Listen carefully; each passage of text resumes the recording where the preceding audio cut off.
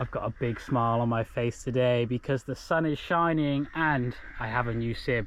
I'm going to be getting out on the south coast of Cornwall today, going to be pushing off quite a fair distance to try and find some reef that I haven't fished in a really long time. I just haven't had the right sib for the job. The previous couple that I've had have been more sort of inshore sheltered water boats, whereas this thing is quite a substantial boat, and we'll take a look around it in a minute, but it's going to give me the confidence to push further out and get into some deeper water and hopefully find some bigger fish.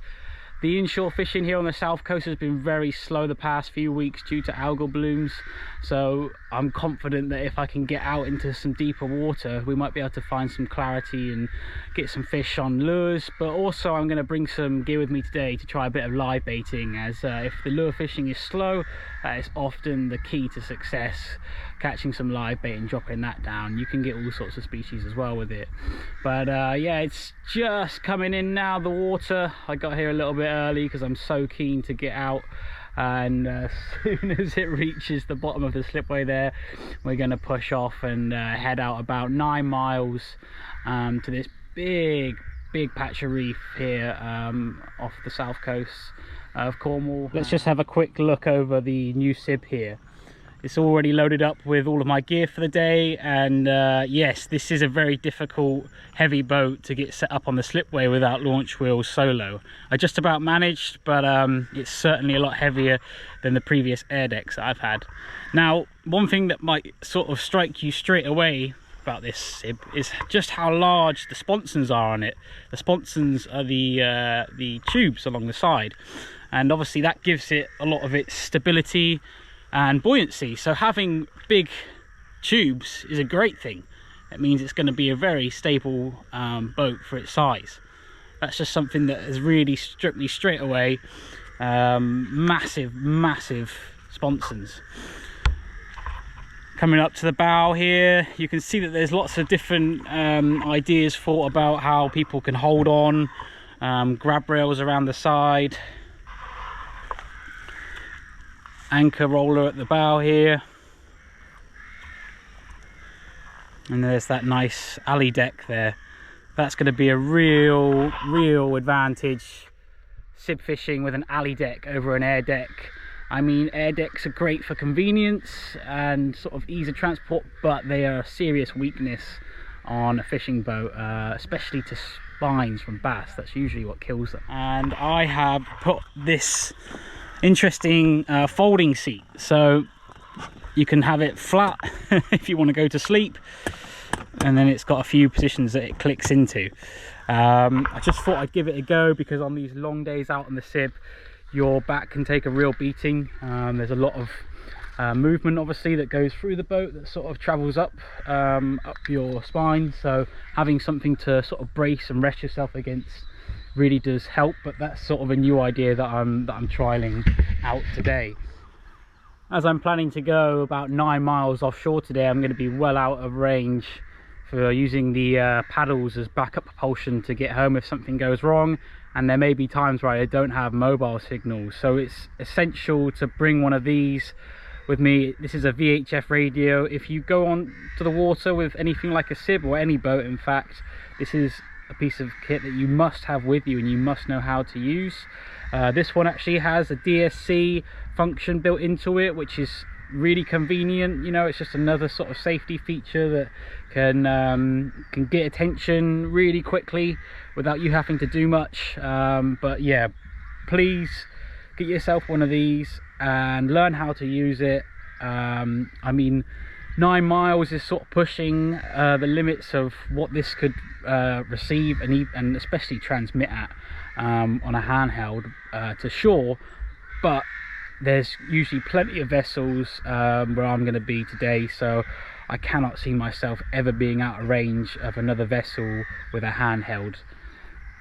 Get yourself a handheld VHF radio, guys. Well, this sib does have an inflatable V-keel, so it has more draft than my previous 2 inflatables. But what I've done here is I've tilted the engine up, hence why I'm creating a lot of wash, just so that I can get out whilst it's shallow. I mean, I'm probably only drawing about 6 inches of water here, so and that's about all I've got right now. But as soon as I'm into a bit of deeper water, I'll drop that and then I'll be running a bit more efficiently. But it's just something that you can do, lift the engine up a little bit just to get out when it's shallow still.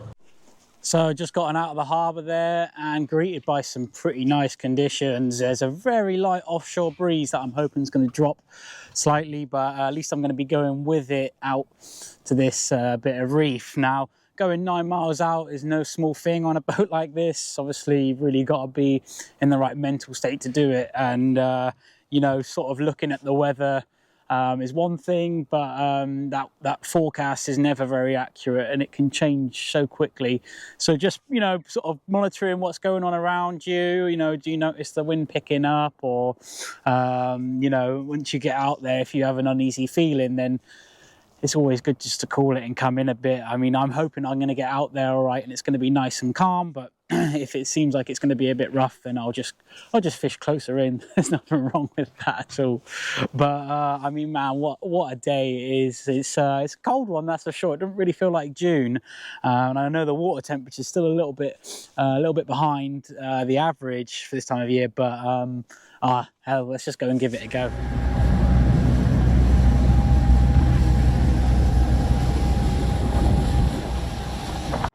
There we have it. We are 9 miles offshore now, and it certainly doesn't feel like it. I mean, look at these conditions. It is about as good as it gets. The visibility is great. I can clearly see the land behind me there. That's always really comforting. And then about 3 miles over in that direction is the Eddystone Lighthouse. Of course, I fished there a few times in previous videos. The temptation is there to head out there today. And I might do that. I mean, this bit of reef that I'm on right now, if it's not fishing well, then that could be an option, but it's just that little bit further, and I'm aware that the winds can be picking up around midday. So I don't want to, you know, I don't want to get ahead of myself. I just want to sort of fish this bit of reef. This is what I've got in my mind to fish here, and there might not be as many bass here, but I'm certainly hoping to get into a decent pollock. If you've watched my videos by now, you'll know that I love my light lure gear, and that's what I'm going to be using today, except this is a new rod to me. This is the Apia Grand Age Naval. It's a fancy name, isn't it? And it's quite a fancy rod. Never did I ever imagine myself spending this sort of money on a rod. But if any of you have been into the art of fishing, then you'll know how easy it is to get carried away with some of the really quite special rods that they've got in there. And this thing is just going to be ideal for the sort of fishing that I do from the Sib. 7'6", so a nice length for casting and not being too awkward and sort of unwieldy. And I mean, I think it's rated up to 7 to 35 grams, so quite a standard rating. But I mean, a lot of the fishing that I do is with 15-gram soft plastics, so it can handle that fine, as well as surface lures. But then also vertically fishing heavier soft plastics like this fish crazy paddle tail. This is the biggest size that they do, 180mm with a 55-gram head. And I've actually also got a new reel. I know I've been treating myself a bit recently, but this is the Penn Slammer 3500 DX. I don't really know what the DX stands for, but I believe it's just a little bit smoother. And well, I just think it looks nicer in silver, that's for sure. All right, and that's loaded up with 24-pound PE 1 braid. So I'm just going to go ahead and drop it straight down this lure. We're in 20 meters of water right now, and I think it's going to drop off fairly quickly. The advantage of using braid is you can get down there so quickly, and you don't really need much more than sort of 20-25 pound for this sort of fishing. There we go, on the bottom straight away. I'm just going to do slow winds up with a couple of little twitches. Just sort of searching that lower water column to begin with. If I see fish on the sounder higher up in the water, then I'll work the lure much higher up. But if I don't see anything on the sounder, then I like to work the lure really close to the bottom, as that is often where fish will be holding right onto the structure, right in amongst the kelp. As what we're over right now is a lot of kelp in 20 meters. Oh, we're in. It didn't take long at all. Just had something come up and smash it on the retrieve.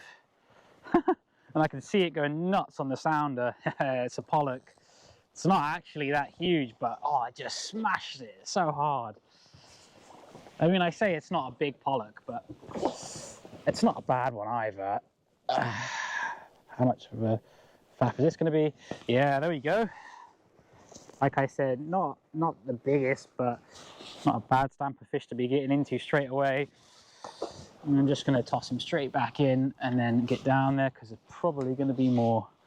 Interestingly, I had it like just working really close to the bottom, and I was like, right, I'll wind up and start doing a few sort of casts, and bam, it hit it. Fantastic. Let's try again.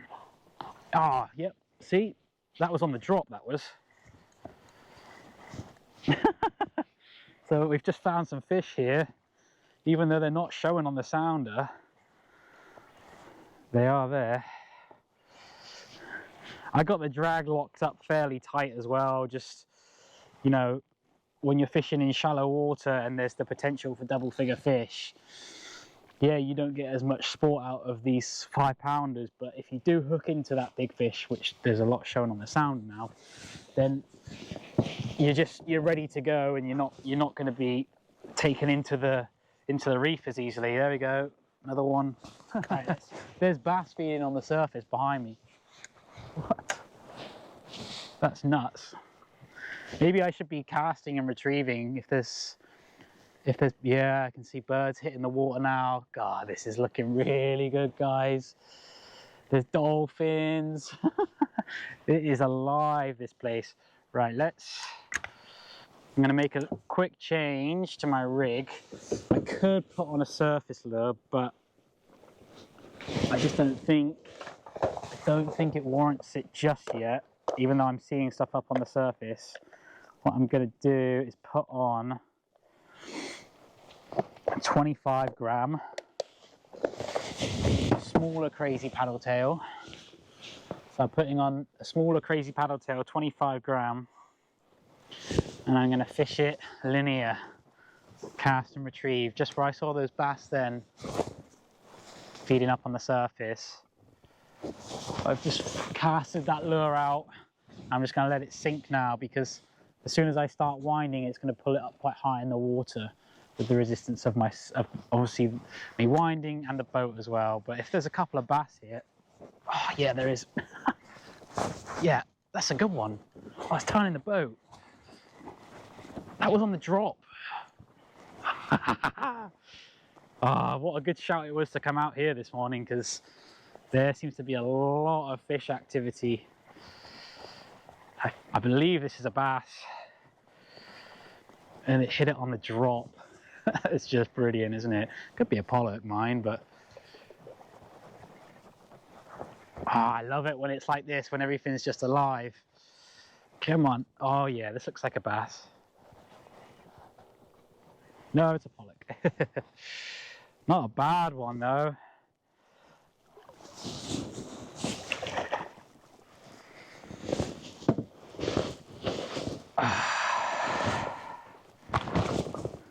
Yeah, that's a good fish.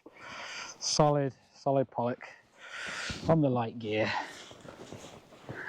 It's just fish after fish. Well, I'm just using some sabikis to catch some live bait at the moment.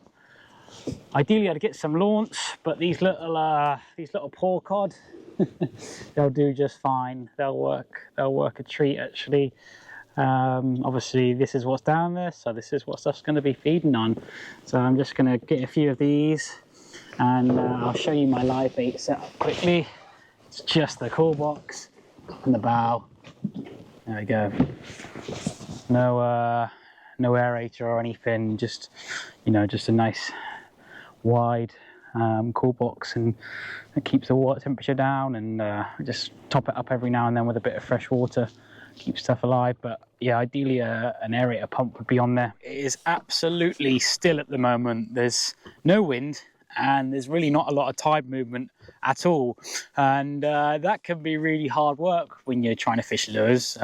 Generally speaking, the more tide you have, the more effective it's going to be, especially with soft plastics. That's what I like anyway. I like a lot of tidal flow, so I'm getting a big rod set up here on a live bait rig, which is, all it really is a running ledger rig with just a super long trace. But I do like to use quite a quite a chunky rod. I mean, you can get away with a heavy spinning rod, but this is actually a 8 to 12 pound boat rod.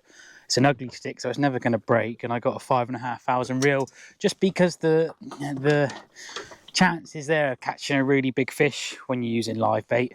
And I've got about a sort of 8 to 10 foot fluorocarbon trace of 25 pound down to one of these Frio circle hooks. Circle hooks are great for live bait because they I find they have quite a good hookup rate, and I've got a couple of little pouting and paw cod in the cool box that I'm keeping alive, and one of these Frios is the perfect size to present one of these on. And even though it's not, just give my hands a wash off, even though it's not the most popular choice of bait, paw cod and pouting, it's what I'm catching down there with sabiki, so that's obviously what all of the reef species are feeding on. Just going to grab my weight. Now, I've come to a patch of the reef that doesn't really have many features. It's sort of where the bulk of it sort of slopes off onto clean ground, which that's what I want. I want to be fishing off the back of the reef, essentially. So I've got my weight in the water there, 6 ounce, and this super long trace that's really awkward to deal with. And the trick is, when you're using one of these sort of running ledger rigs with a long trace, is let that line out really slowly. So you can see I'm pinching it here with my fingers. I'm going to try and get it a bit smoother. There we go. And I'm just paying that line out nice and slow. If you just let the weight take it, it can sink so quickly that the trace spins up the line, your main line, especially when you're using a live bait that's flopping around in the water. So controlling the sink just avoids those really annoying twists, because there's nothing worse than winding up your live bait to find it all wrapped up on the line, because then you know it's not been working properly at all. And I can see on the sounder here, I'll just show you my little setup here, my nav setup that we've got. Yeah, you can see there where it's dropped off from the reef, the sort of bulk of the reef, and then we're on this sort of patchy ground here, which that's all right. I mean, I'm fishing on the bottom here. That's where I want to be. I want to be feeling on the bottom, and there's a risk of me snagging up, but it's that's where the sort of species are that I want to catch, right on the bottom. Sort of going for species like ling doing this. That was it catching on the bottom. Then ling and pollock and cod. Those are the sort of bulk things that I'll get on this. Got obviously a chance of a conger and a few other sort of surprise fish, but yeah, it'd be nice to get a ling. I've not had one of those in a while, but as you can see, that's the sort of ground we're fishing over. I'm going to drop off to about 50 meters, and you can't see it, but I have got Navionics set up on my phone there, and I'm just going to feel for the bites on this as we drift along. It's a very, very slow drift, so it's really manageable to fish a live bait hard on the bottom when you've got a really slow drift, because you're not just getting swept across all the snags and stuff and getting taken into it. Instead, it's just gently bumping along the bottom, and I can feel when there is a little bit of a snag like that, I'll just lift it up out of it.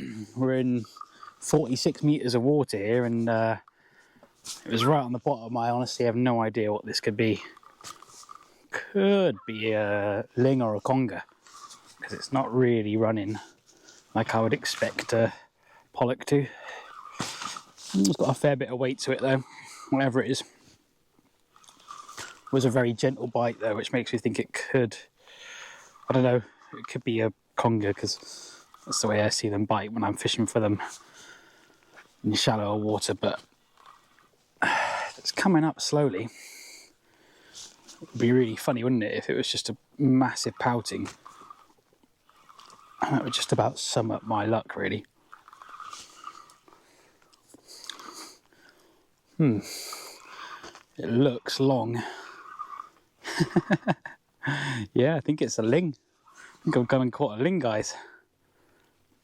Awesome. That is brilliant. I've not had one of these in a really long time. And it's not a particularly big one, but still. There we go. Ling on the live bait. Cool looking fish, aren't they? I mean, this one's quite pink, but they get a lot bigger than this. Look at these dolphins here. There's so many of them. They've just swarmed the boat. They look like they're in a real playful mood. Let's give them something to play with here real quick. Just get a bit of speed going. Here we go, watch them follow, watch them start showing off. They're gonna start splashing me and jumping all around. Yeah, look at them over there. They're going nuts. So let's charge into them. Here we go. Woo! That is crazy. Look at them all. Woo!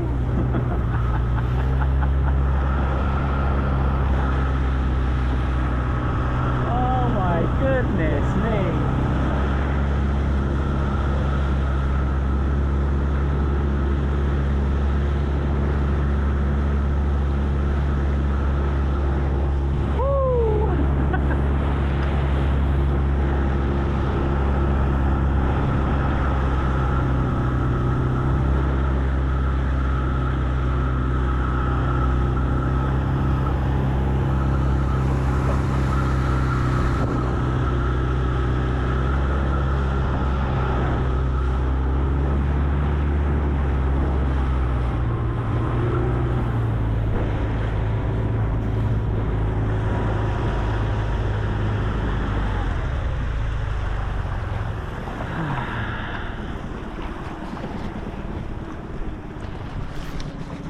Well, I'll tell you what, I have seen a lot of dolphins before and they don't often get me excited, but when there's this many and they're this playful, I have never seen that before.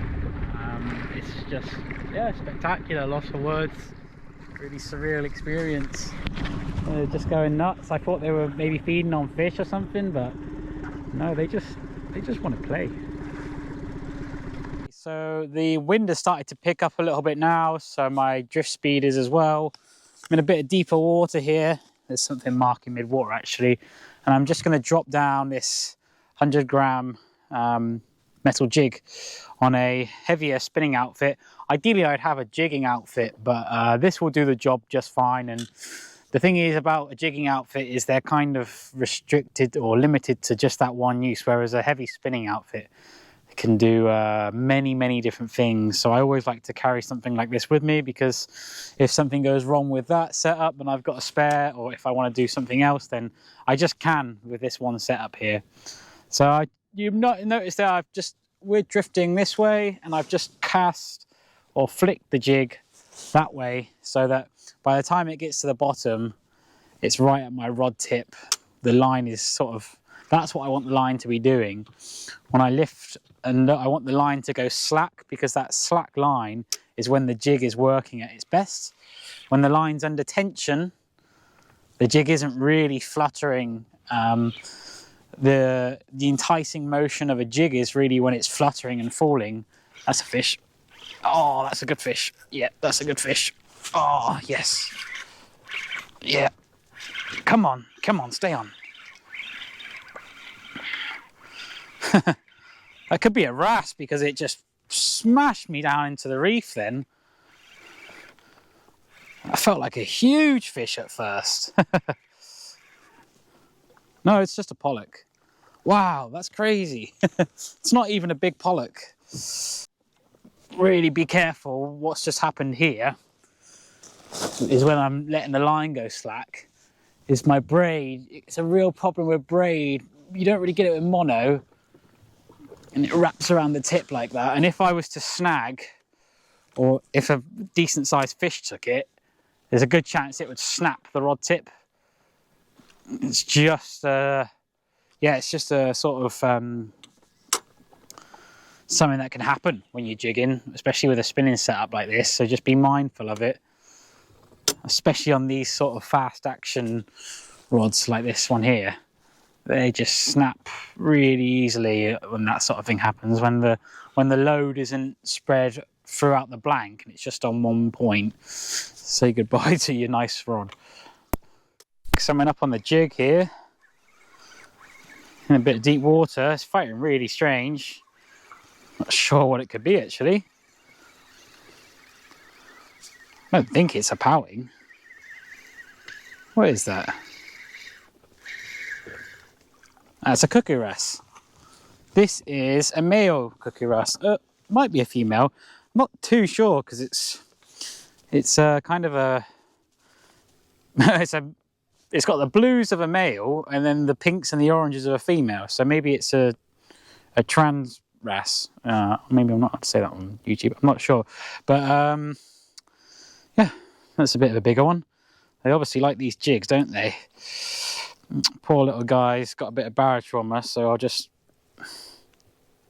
pop him there, and hopefully, yeah, that'll allow him to get down. You just pop their swim bladders, then yeah, I mean, it's not great for them, obviously, but it's better than the seagull come and eats them. Well, I'm not sure if you can tell or not, but the wind is actually starting to pick up ever so slightly now from the west, which is a great direction for me because it's going to be on my back on the way in. So it's nice not having to beat into it, although I can hardly say beat into it because it's only really just starting to pick up now. Yeah, I could do a couple more drifts and probably get a few more pollock, but I'd just rather have a nice comfortable journey back into shore and then do a bit of bassing. It's so nice coming out here. I mean, I've had some pretty good fish, and just seeing those dolphins, I mean, that made it worth it in its own right. It's just spectacular. And you know, when you're this far offshore, you just see a lot more interesting stuff, like all of the traffic behind me here. We've got like naval boats coming through and all sorts. It's just a cool feeling being this far out, and especially on a little sib like this. It's not for everyone, but yeah, it's certainly something that I enjoy doing when conditions allow. So let's head back in, and I've just added 5 litres of fuel to the tank, which took it up to the brim, which tells me that I used 5 litres to get out here and then to spend 4 hours sort of manoeuvring around the reef. 5 litres, it's not much at all. So full tank, let's get back in and do some bassing. Here we are back at the slip where I didn't really get a chance to do any bass fishing, and I'm glad I made the call to come in when I did, because as I was nearing shore, the lump was really starting to pick up from that westerly wind, and it would not have been very comfortable 9 miles out. But I must say, the new Maelstrom Products 3.8 metre alley deck did perform admirably today. It's a very, very stable boat, that's for sure, and it just feels, it has that big sib feel to it. Yeah, that also applies to getting it set up and moving it around, but certainly when you're out on the water, you appreciate all that weight and all that sort of buoyancy. It really makes a big difference to these lightweight sibs like I've been using before. When they're so light, they just get thrown around all over the place. So I'm really glad to have that, and it's going to be great to have that going forward, going on adventures, sort of doing, you know, multiple day trips, or just going further out and finding new places. Who doesn't like having a bigger, better boat, hey? But yeah, hopefully this video was interesting, seeing me use a new boat and getting out onto some deep reef. I certainly had a good time, and if you've noticed an improvement in the audio, that's because I'm wearing one of these things now. Kind of looks a bit ridiculous, but for a really long time my videos have just been plagued with bad audio due to wind and all sorts of factors which kind of are out of my control. It's just the nature of being out on a small inflatable boat, but I'm trying to mitigate that with one of these things now. And I mean, without your guys' support, I wouldn't be able to get things like this. You know, so everything that you do, whether that's just liking on the video or commenting or anything like that, it all helps in the long run, and it all sort of keeps the motivation up. So thank you very much. And yeah, that's it for now. Won't be long, and I'll see you again on the next video. Cheers.